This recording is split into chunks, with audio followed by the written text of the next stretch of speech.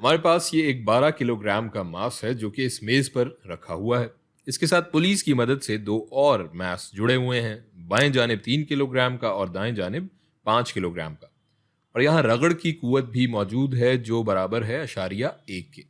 اس کے ساتھ ساتھ تناؤ کی قوتیں بھی موجود ہیں جو کہ دائیں اور بائیں جانب لگ رہی ہیں، جنہیں ہم ٹی آر اور ٹی ایل سے ظاہر کر لیتے ہیں. اب ہمیں یہاں اس 12 کلو گرام ماس کی ایکسلریشن معلوم کرنی ہے.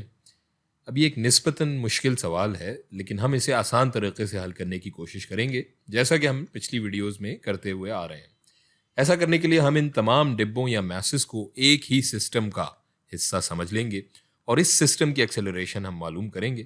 فارمولا اب ہم جانتے ہیں، اے system is equals to sigma of all the external forces Fext divided by total mass m total.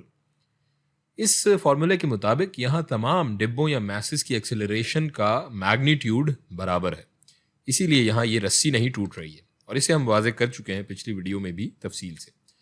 اب اس فارمولے کے مطابق یہاں یہ اندرونی قوتیں یا تناؤ کی قوتیں ہمارے کام کی نہیں ہیں، کیونکہ یہ سب آپس میں کینسل آؤٹ ہو جائیں گی، کٹ جائیں گی.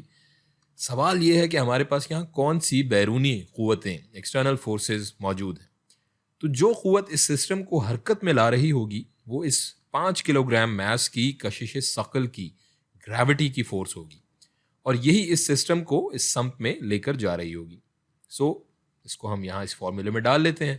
A system is equals to 5 K G into gravity کی یہ جی کی value 9.8 metre per second square divided by M total.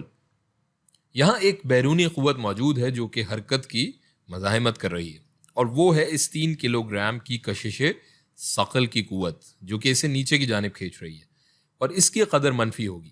اسے بھی ہم اپنی مساوات میں یہاں شامل کر لیتے ہیں. سو یہ ہو جائے گی a system is equals to 5 K G into 9.8 metre per second square minus یہ 3 کلو گرام کی force of gravity M G 3 kilo gram into G کی value 9.8 metre per second square divided by M total. اس کے علاوہ یہاں ہم نے اوپر دیکھا تھا رگڑ کی قوت فورس آف فرکشن بھی موجود ہے، کائنیٹک فرکشن، جسے ہم ایف کے سے ظاہر کر لیتے ہیں، اور ہم جانتے ہیں یہ برابر ہوتی ہے ایف کے از ایکولز ٹو میو کے انٹو ایف این. اسے بھی ہم اپنی اس مساوات میں شامل کر لیں گے. اس فورس پہ بھی، اس قوت پہ بھی منفی ہی چارج ہوگا کیونکہ اس کی بھی سمت حرکت کی سمت کے مخالف ہے، الٹ ہے. سو یہ اے سسٹم برابر ہو جائے گا یہ 5 K G into 9.8 metre per second square minus 3 K G into 9.8 metre per second square minus 0.1 into 12 K G into 9.8 metre per second square divided by یہاں یہ ٹوٹل میس لکھ لیتے ہیں ہم. ان تینوں میسز کا اگر ملائیں ہم، یہ 3 جمع 5 جمع 12 20 کے جی. سو اس کو اگر ہم اپنی کیلکولیٹر سے اب سالو کریں تو ہماری یہ acceleration of the system a system برابر ہو جائے گی 0.392 میٹر پر سیکنڈ اسکوائر کے.